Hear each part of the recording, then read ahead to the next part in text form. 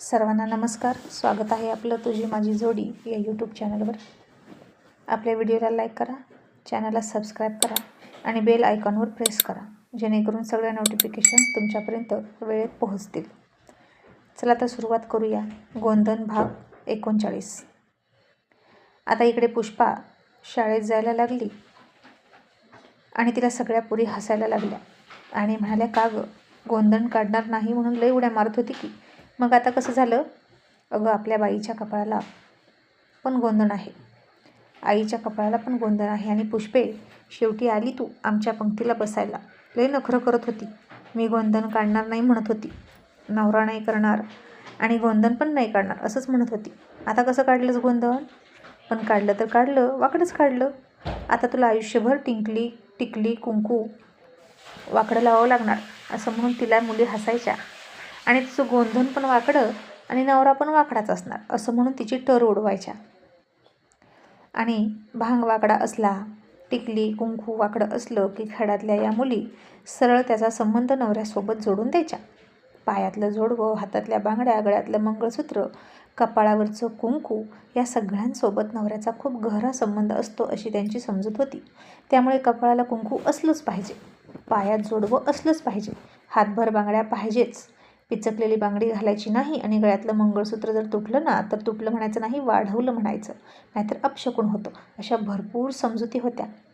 आणि या छोट्या छोट्या मुलींच्या मनावर सुद्धा लहानपणापासूनच हे सगळं बिंबवलं जायचं. आणि पुष्पाला आता सारखं सारखं रडायला यायचं आणि तिचं वाकडं गोंधन बघून सगळ्या जणी आणि पोरंसुद्धा हसायची.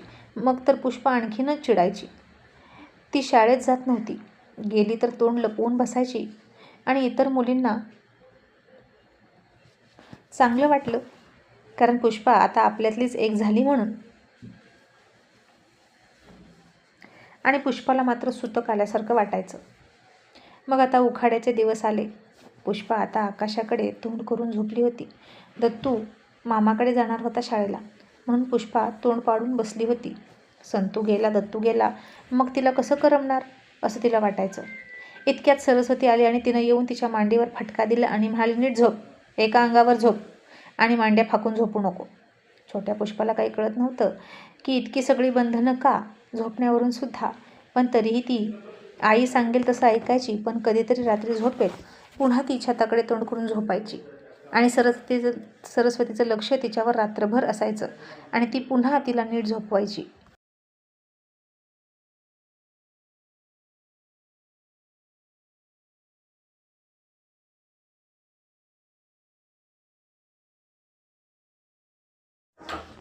लहान होती पुष्पा, तिला काय कळणार आहे दुनियेची रीत आणि लोकांच्या घाणेरड्या नजरा.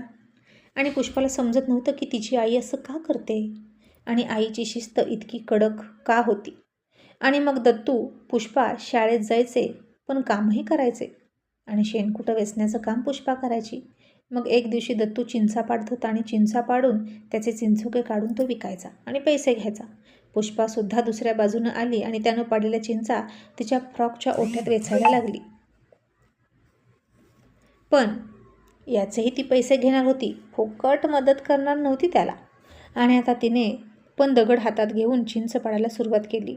पण आता तिनं चिंचेला दगड मारण्याऐवजी चिंच पाडण्यात मग्न असलेल्या दत्तूलाच मारला आणि त्याचं डोकंच फोडलं आणि तिचा बदला घेतला. आणि हा बदला केव्हाचा होता?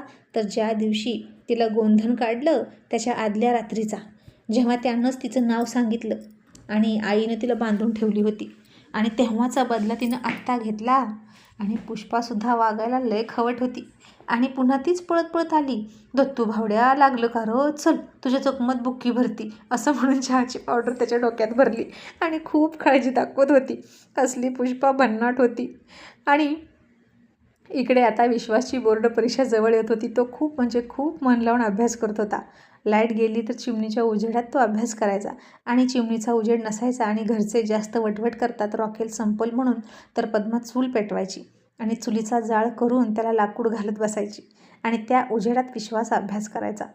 तो मन लावून खाली बसून वाकून अभ्यास करायचा आणि पद्मा त्याच्याकडे माझा साहेब म्हणून अभिमानानं बघायची.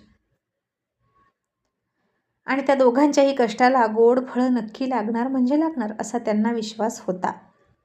मग पुष्पा आता हळूहळू मोठी होत होती. तसतसं तिला त्या गोंधनाचा आणखीनच राग यायचा. ते गोंधन काढल्यापासून तिला 2 भुवयांच्यामध्ये टिकली लावता येत नव्हती. ते गोंधन खूप वर काढलं होतं आणि तिथं लावलेली गोंधनावरची टिकली तिला आवडत नव्हती. आणि हे काय करून ठेवलं माझ्या चेहऱ्याचं असं तिला वाटलं. आणि तिने आता सरळ कंपास पेटीतलं कर्कटकच घेतलं. आरसा घेतला आणि त्या कर्कटकने तिच्या कपाळावरची कातडी काढायला सुरुवात केली. आणि हळूहळू ती रक्त काढायला लागली. आणि छोट्या पुष्पाला वाटायचं ते आपण काढून टाकू शकतो. एकदा का ती शाही गेली तर आपलं कपाळ स्वच्छ होईल पूर्वीसारखं. पण तिला हे माहीत नव्हतं की त्यामुळे जखम होणार होती, पण गोंधन कधीच जाणार नव्हतं. बाई मेली तरच ते जाणार होतं.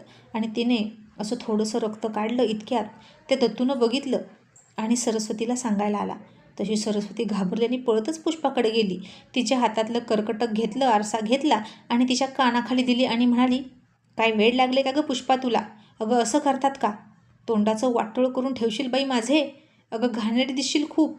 आणि पुष्पा हट्टानं म्हणाली, दिसू दे, नाहीतर आटा कुठं लय चांगली दिसते. किती घाणेरडी टिकली लावली काढली आहे मला, ती पण वाकडी.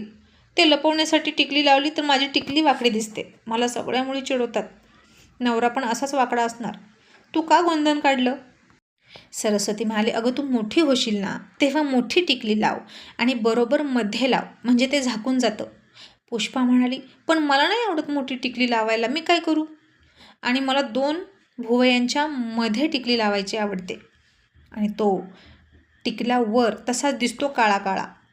आई तू का मला गोंधन काढलं असं म्हणून ती रडायची. आणि सरस्वती म्हणाली, पुष्पा अगं तुला किती वेळा सांगायचं, ती पद्धत आहे बाई, त्याशिवाय पाहुणे रावळे येत नाहीत. तुझं लग्न कसं होईल? तुला आयुष्यभर घरात बसवून ठेवायची का? आणि पुष्पा रागात हात पाय आपटून म्हणाली, मला नाही लग्न करायचं आता. आता असली वाकडी टिकली बघून कोण लग्न करल? तो कोण होता कुत्रा कुणास ठाऊक, माझा हात धरून मला थांबवणारा. त्यानं नसतं धरलं ना तर मी नसती गावली आणि पळून गेली असती. अशी पुष्पा तिच्या पळण्याच्या कौशल्यावर आत्मविश्वासानं गर्व करून म्हणाली. आणि दत्तू हसून मस्करी करत मला, पुष्पा त्यानं तुला अडवली आणि तुला गोंधन काढावं लागलं ना. आता तुला त्याचा लय राग येतो ना. आणि जर तुझ्यासोबत लग्न कुणी नाहीच केलं ना तर आता त्यालाच लग्न करायला सांगू. आणि पुष्पा म्हणाली, ए गप तू, तुझं एकदा डोकं फोडलंय, आता पुन्हा फोडीन. आणि हे ऐकून दत्तू म्हणाला, पुष्पा म्हणजे तू मुद्दामच पण डोकं फोडलं होतं का माझं? किती आगाव आहेस गं तू. पुष्पा म्हणाली, हो तुझ्यामुळे आईने मला पकडलं, बांधून ठेवलं, त्याचा बदला घेतला मी. आणि सरस्वती आता खूप हसली. पुष्पा अगं काय करू तुझं असं म्हणाली.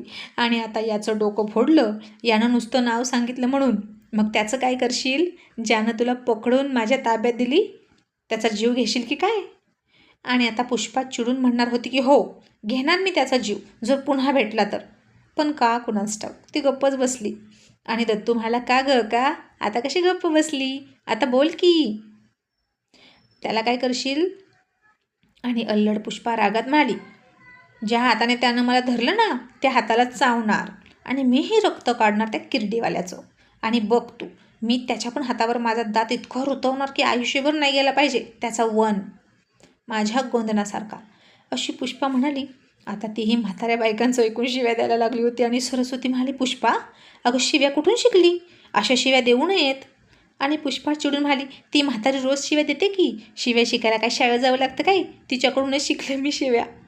आणि आई कसं काढायचं ग गोंधन सांग ना मला. आणि पुन्हा पुष्पा रडायला लागली. आणि सरस्वती तिला समजावं दम देत म्हणाली, आता हे कधीच जात नाही, तू प्रयत्न करू नकोस, नाहीतर आणखीन चेहरा बिघडून जाईल. मग आता जितकी दिसते ना त्याच्यापेक्षा आणखीन जास्त घाणेरडी दिसशील. आणि पुन्हा जर असं केलं तर हाताला चटका देईन पुष्पा. असं म्हणून सरस्वतीनं तिला गप्प केलं. आणि आता ते गोंधन पुसून काढण्याचे तिचे सगळे मार्ग संपले. आणि आता कसं करू? आता आयुष्यभर या गोंधनासोबतच जगावं लागणार. म्हणून पुष्पा खट्टू झाली आणि त्या किरडीवाल्याला चावणार म्हणजे चावणार आणि त्यालासुद्धा जन्माची खून करून देणार. पुढच्या जत्रेत तो भेटेलच की, असं म्हणून पुष्पा पुढच्या जत्रेची वाट बघत बसली. मग आता बघूच पुष्पाचं हे स्वप्न पूर्ण होईल का? पण आपली पुष्पासुद्धा खुनशी आहे बरं का. हे करणार म्हणजे करणार आणि तिचा बदला घेणारच, नाही का? Thank you so much.